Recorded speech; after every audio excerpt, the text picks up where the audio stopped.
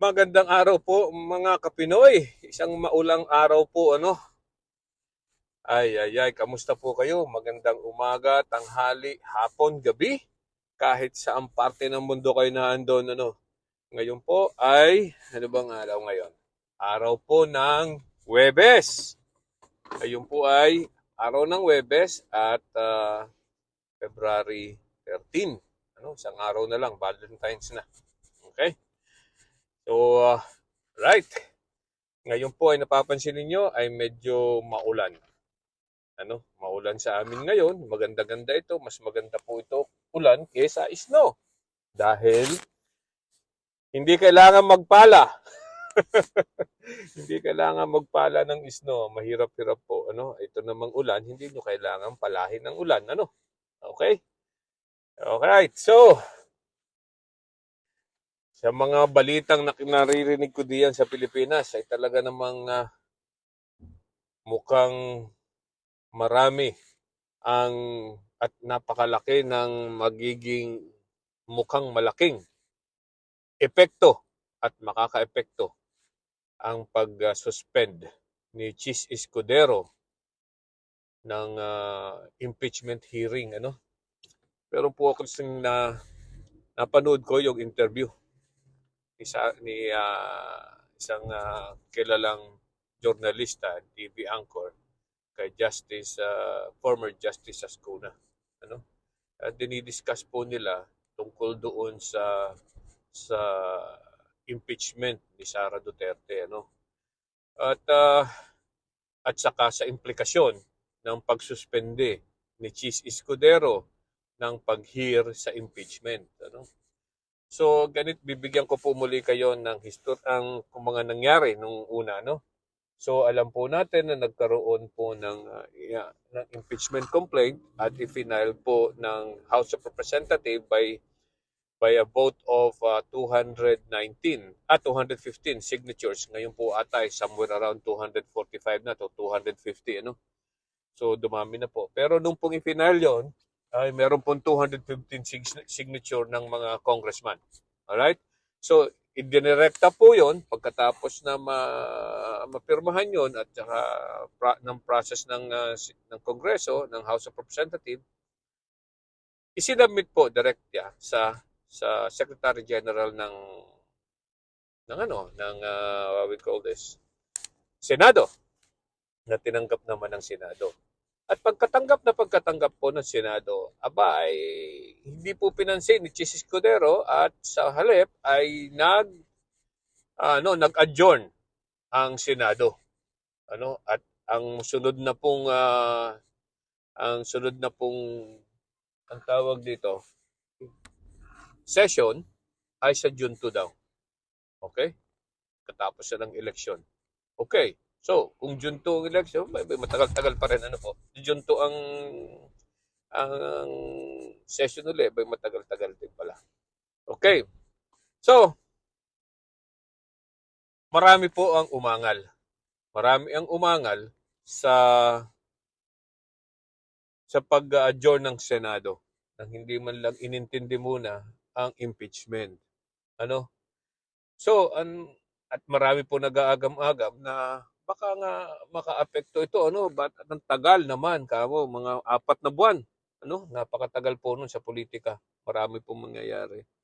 Ngayon, doon po, balik tayo sa diskusyon, sa opinion ni former Justice Ascuna, na nag-aalala siya na maaring baka hindi matuloy ang impeachment ni Sara Duterte kung ang hearing ay maghi-hearing pa yan sa sinasabi ngayon ay pagkatapos na ng SONA ni Presidente Marcos sa July. Lalong napatagal po. So, ano ibig sabihin ni Justice Ascuna doon? So, nakita ko mukhang may punto siya. Alam naman natin to, former Justice ng Supreme Court yun, si Justice Ascuna. So, anong sinasabi niya? Kasi daw, nung pagkasubmit ng impeachment complaint sa Senado at nag-adjourn agad nang hindi yung inaksyonan, ay may posibilidad daw po na i-withdraw o na maalis muli, mawala ang impeachment trial, i-withdraw yung impeachment complaint laban kay Sara Duterte. Bakit? Kasi po hindi pa po nakakakuha ng jurisdiction ang Senado doon sa kaso ng impeachment. Tandaan po natin na ang dalawa po ang klase ng trabaho ng Senado, Isang legislative, legislative functions at saka ito nga pong impeachment court. Alright? So, dalawa po 'yan. So, ibig sabihin po, para makakuha ng jurisdiction ang Senado ng impeachment complaint, kailangan po niyang mag-transform from legislative body to an impeachment court. So, kailangan pong magpalit. Paano nila gagawin yon? Siguro po ganito. Pagkatanggap nila, manunumpa na agad sila. Manunumpa ang mga senador at i-acknowledge na sila ay magpa-function as impeachment court sa complaint ni laban kay Sara Duterte. Yun po ang dapat gawin. Ay hindi po ginawa ng Senado. Ngayon, hanggang sa ngayon ay according to Justice Ascuna, wala pa ring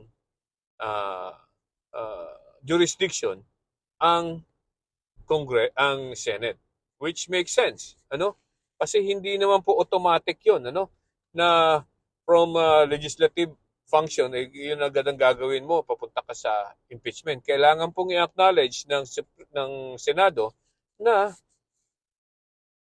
sila ay aaktuhan nila ang impeachment complaint ni laban kay Sara Duterte.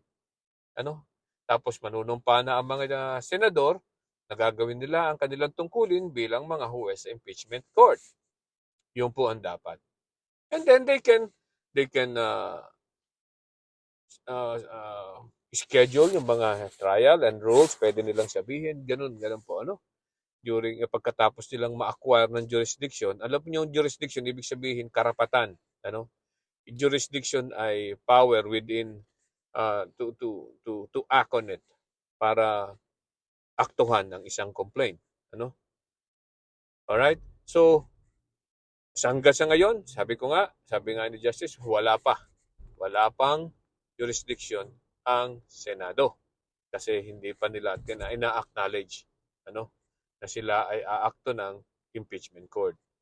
Okay, so ang tanong, bakit naman maapektuhan bakit maapektuhan ang impeachment complaint kung hindi pa inaaktuhan ng Senado?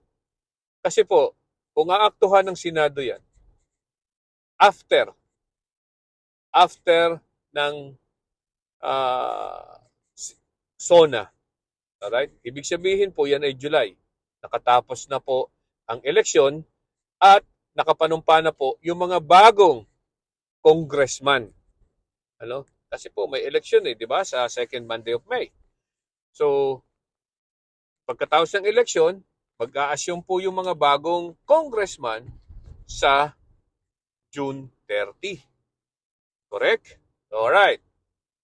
So, pag nag-assume na yan, mababago po ang komposisyon ng House of Representatives. Maaari po yung mga nag-file ngayon ay hindi na po nanalo at iba na po ang mga tao ngayon doon sa Kongreso sa House of Representatives.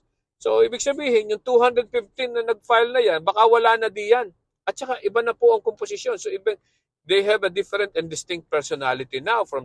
Kasi po ngayon ay 19th Congress, yung pong susunod na Kongreso sa June 30 ay 20th Congress na. So, alam po natin na yung congressman ay mga Congress na yan ay nagpapalit every 3 years. Yan po sa House of Representatives, meron po silang separate and distinct personality. So, ang ibig sabihin, baka po, at kung manalo, ay karamihan ay mga tao ni Sara Duterte, Ay, ang mangyayari po yan, sasabihin ng mga, teka muna, i-withdraw na namin yan. No? Which they can do. Kasi wala pa po, hindi po ina-acquire pa ng Senado ang jurisdiction nila. Hindi pa sila nagko-convert as impeachment court. Correct? So, I might be wrong, but that is the explanation of Justice Ascuna, which makes sense. Ano? Yan po yung naisip-isip ko kanina. Sabi ko nga, he has a point here na hindi pa, na maaari pang sa ngayon pabor kay Sara Duterte. Ang tanong, bakit ginagawa ni Chis Escudero ito? Bakit kailangan niyang patagalin?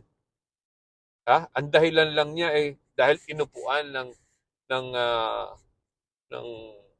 House of Representatives ang initial complaint, ang mga complaint nung unang-una at hindi agad ipinal sa kanila. Bakit daw pinatagal? Tapos ngayon mamadiliin sila. Di ba? Palagay na natin nagkamali sila doon. Ang House of Representatives, dapat bang gawa na rin ng pagkakamali? Gumawa na rin ng pagkakamali itong Senado? Hindi po pwedeng itama ng pagkakamali ang isang pagkakamali. So, be man enough, Mr. Chis Escudero, para gawin ang nararapat. So, hindi ko rin po maintindihan. Alam niyo yung yan, I don't know why. Ito naman po si Senate Chis Escudero ay abogado rin, alam niyo po, no, ako'y nasa College of Law, meron po kaming first year college pa lang ako. Meron kaming subject na ang tawag dito is statutory construction. Ibig sabihin, pinag-aaralan po namin ang pag-i-interpret ng batas. Doon sa subject na yon. At ang isa po sa mga principle of law sa statutory construction ay sinasabing kung ang isang batas ay maliwanag, hindi mo na kailangang ipaliwanag. When the law is clear, there is no room for interpretation. Pag ang batas ay maliwanag, hindi mo na kailangang ipaliwanag. Maliwanag na yan Right? No room for interpretation. So, ano ba ang sinasabi ng ating saligang batas? Pag naisampa, when the impeachment complaint has been submitted sa Senado, Senate must forthwith proceed with the impeachment. Ano ibig sabihin? Maliwanag na maliwanag po. Maliwanag pa sa sikat ng araw ang ibig sabihin. Nagkakagulo ba tayo sa ibig sabihin ng forthwith? Ang forthwith po, simple lang. Sa English, ang English po yan. Ang forthwith, ang ibig sabihin yan, immediate. Sa Tagalog, ngayon na. Ngayon na. Kailangan nang gumalaw ang Senado. Pagkatanggap ng impeachment, gumalaw na agad. At mag-proceed sa impeachment. To hear the impeachment. Ano po ba ang malabo doon? Ano pa ang malabo doon? Ang hindi ko lang nasang-ayunan sa sinasabi ni Justice Ascuna doon sa interview na yun, ay iyan daw forthwith ay katulad ng word na due process na maaaring magkaroon ng maraming ibig sabihin. Yun ang hindi ko po nagustuhan doon sa sinabi niya. Why? Kasi po, ang due process, which is true, marami pong ibig sabihin ng due process. Right to be heard. Yung mga ganyan yan. Bigyan ng pagkakataon na magpagtanggol ang isang tao sa harap ng naaayon sa batas. So basta yan ay nasa batas, that is due process. Which is true. Maaring maraming interpretasyon yan. Pero yung pong the meaning forthwith, ang ibig sabihin lang po niyan ay iisa. Madalian, ngayon na, immediately. Wala na pong ibig sabihin diyan. Meron pang sinasabi diyang reasonably forthwith. Dapat daw, yan daw, sabi ni Justice Ascuna, ay yan daw forthwith ay dapat reasonableness. May reasonableness din. Sabi ko, again, something is wrong with that. When the law is clear, there is no room for interpretation. The word is forthwith. Ano ibig sabihin? Madalian. Ano? Yan po ay aking opinion, ha? Opinion ko lang yan. Pero mayroon po akong pinagbabasihan diyan na statutory construction. When the law is clear, there is no room for interpretation. Alright? Maliwanag na maliwanag po. Walang room for interpretation ang salitang forthwith. Alright? Okay, so ngayon, kung sa ang tanong, yang bang pagkaka-suspend, pagkaka-adjourn ng impeachment na yan, ayan ba ay nakatulong kay Sara Duterte? Definitely. Ano po? Definitely. Nakakatulong ng malaki yan. Dahil nagkakaroon po ng ground si Sara Duterte para patagalin ng kaso, i-question ang